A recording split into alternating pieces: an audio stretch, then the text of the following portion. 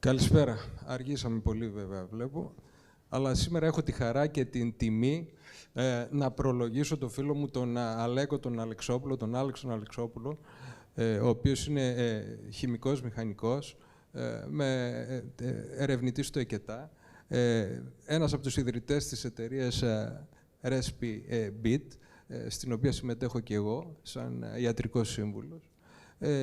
Και θα μιλήσουμε σήμερα για αυτήν τη startup εταιρεία, με την οποία προσπαθήσαμε μερικά χρόνια πριν, μετά από μια σύνθεση ιδεών, να κάνουμε κάτι καινούριο σαν startup εταιρεία στον χώρο των δικό μας, της πνευμονολογίας, παύλα φυματιολογίας.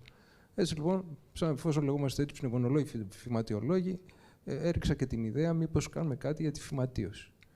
Ποια ήταν η ιδέα, πώς θα μπορέσουμε να ερευνήσουμε, να διερευνήσουμε, να απομονώσουμε το μυκοβακτηρίδιο της φυματίωσης και στον εκπνεώμενο αέρα των ανθρώπων, των ασθενών, αλλά και ίσως και στον ατμοσφαιρικό αέρα.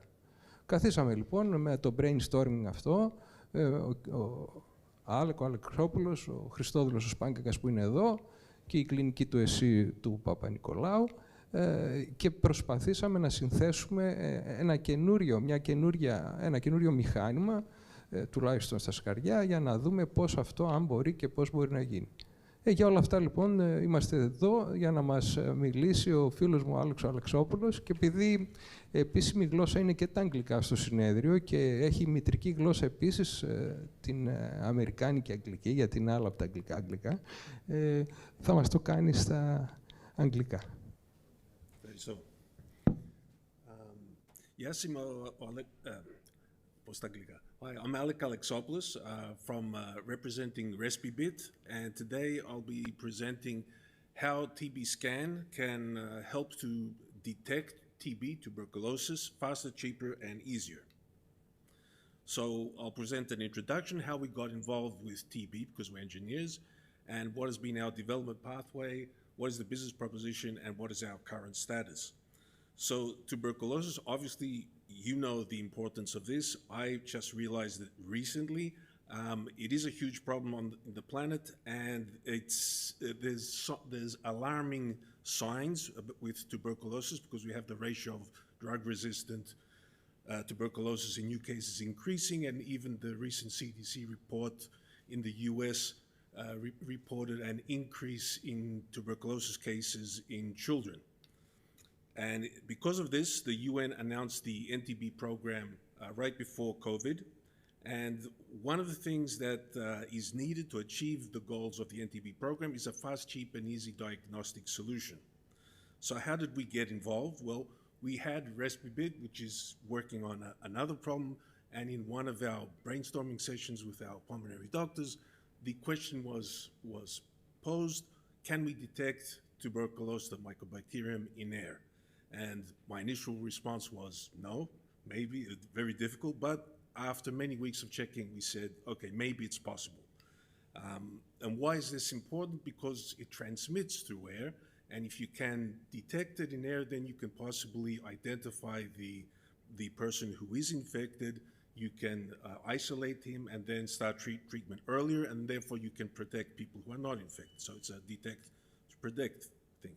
The technology, therefore, that we're developing for this breath analysis device is an optical method, and it is based on autofluorescence property of the mycobacterium. And in fact, we issued a US patent on that. And there are other optical signatures that we can employ for this. And what has been the development pathway? Well, after we responded in another brainstorming session, many brainstorming sessions, that this is possible. So, okay, write up a report and submit it to the Hellenic Chest Diseases Society, which we did, and we received a small grant to do a proof of concept study.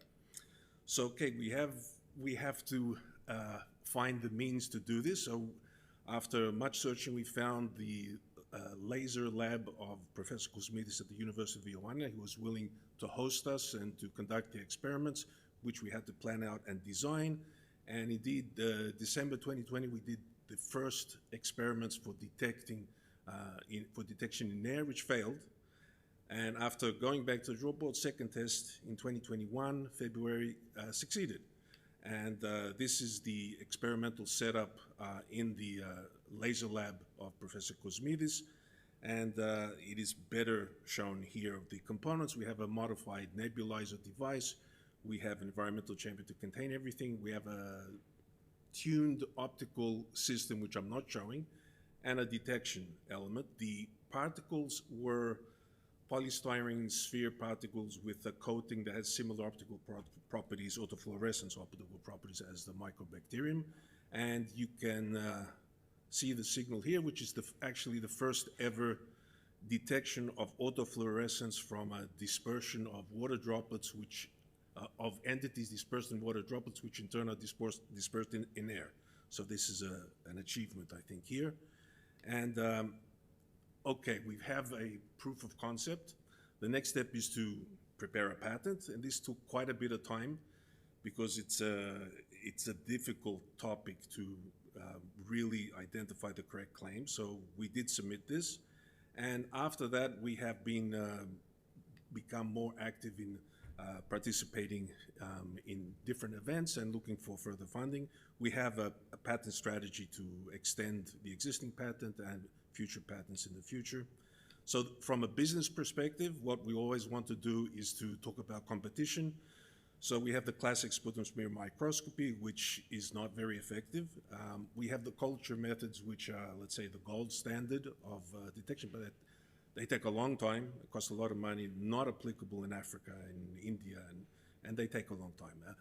Molecular methods are the new players, let's say. There's many different molecular methods, and they are much more effective than the smear microscopy. But again, they need a microbiology lab, special trained personnel and regions, and they are problematic when you want to apply them to Africa and India. TBscan is one example of a point of care in the field solution that does not need a microbiology lab. That's the main benefit, so it can be employed for broad testing. And the market for diagnostics was about 1 billion in 2008, doubled in 21 due to the introduction of molecular methods. And it is expected with the NTB program to double again by 2028, and we hope we can have a presence in this expanded market.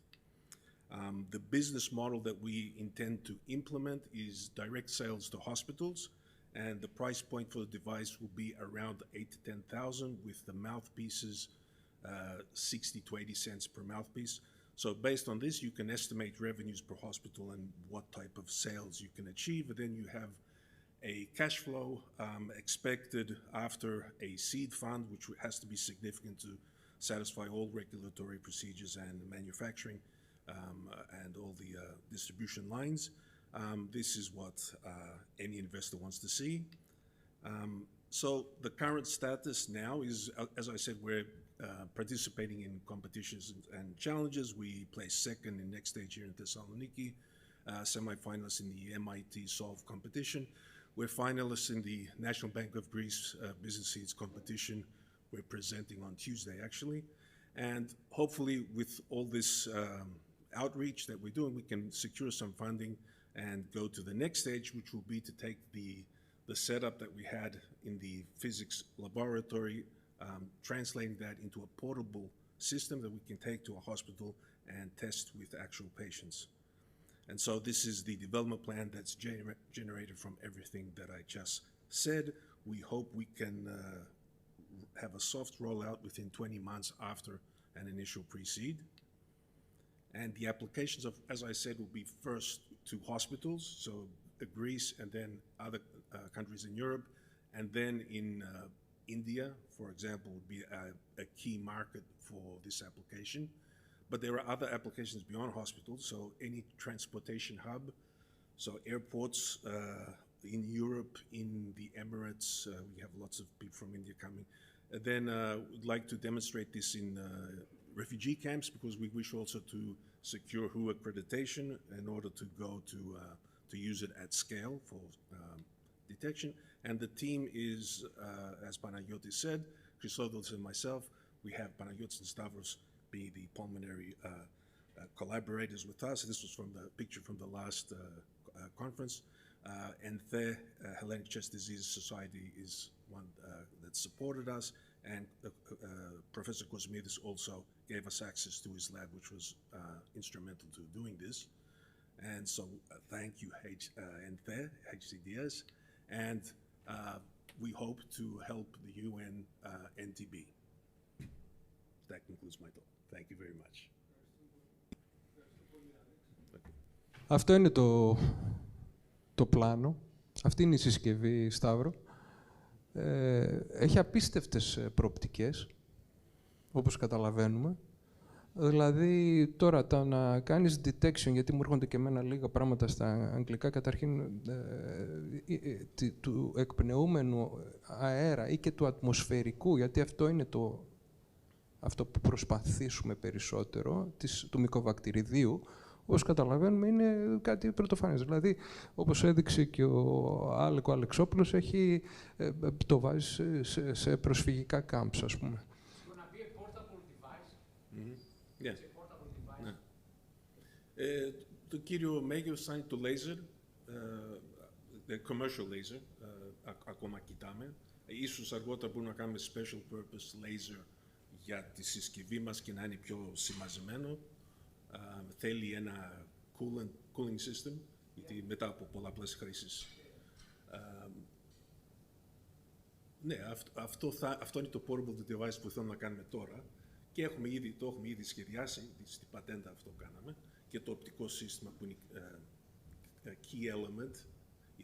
Sensitivity είναι το key. Πρέπει να έχει τη μέγιστη δυνατή συλλογή σήματος για να μπορείς να το ανοιχνεύσεις.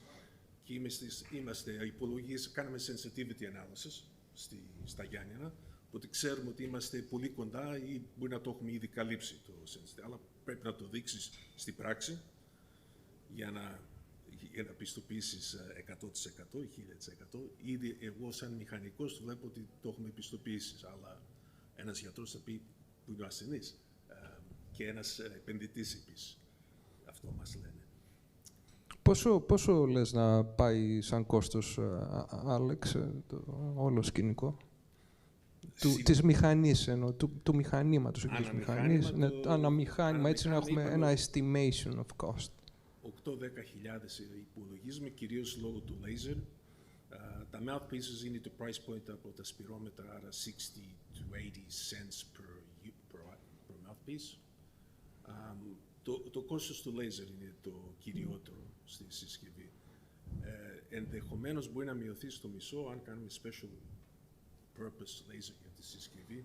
Οπότε αυτό, ας πούμε, είναι το άνω όριο του κόστους. Βεβαίως, παρακαλώ. Ναι.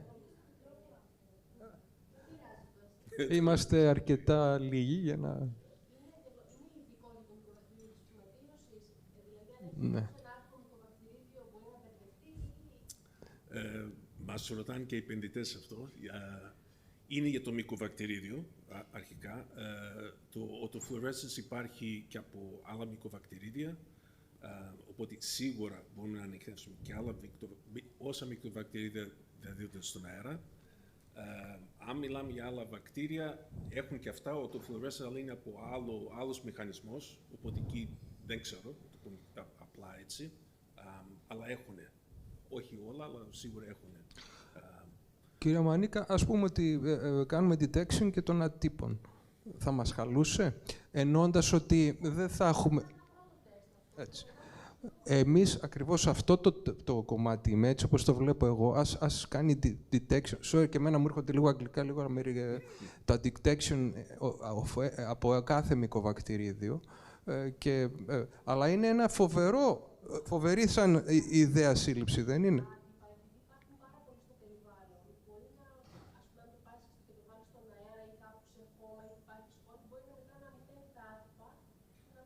Ναι, ναι, αυτό το καταλαβαίνω, ναι, φυσικά. Ναι. Ναι. Ναι. Ναι. Ναι, σωστά. Θα μας βοηθήσετε και σε αυτό έτσι πολλές φορές, γιατί εσείς είστε οι καθήλυνα αρμόδιοι.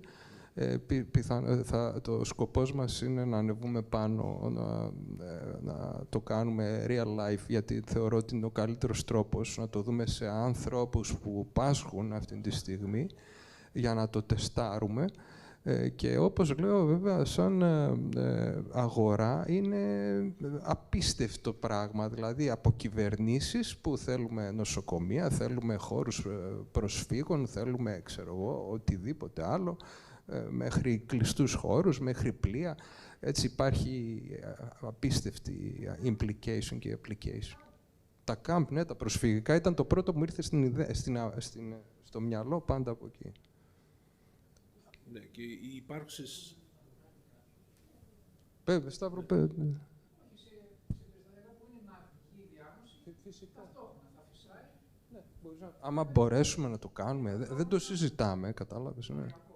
Ναι, και αυτό. Ναι.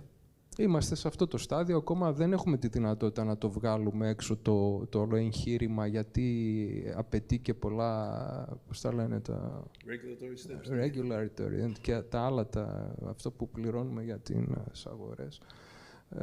Αλλά είμαστε πιο πολύ βέβαια ο Χριστόδουλος και ο Άλεκ, οι οποίοι αυτοί κάνουν τη βασική δουλειά, σε σωστό δρόμο νομίζω. Και βοηθάει πολύ η ΕΝΘΕ. Η ΕΝΘΕ μας βοήθησε, γι' αυτό είμαστε και εδώ, να το παρουσιάσουμε, για να καταλάβει και, βέβαια, είμαστε 3, αλλά για να το καταλάβει και η ΕΝΘΕ και εμείς σαν ιατρικός κόσμος, για να μην ακούμε διάφορα, έτσι, το λέω ξεκάθαρα.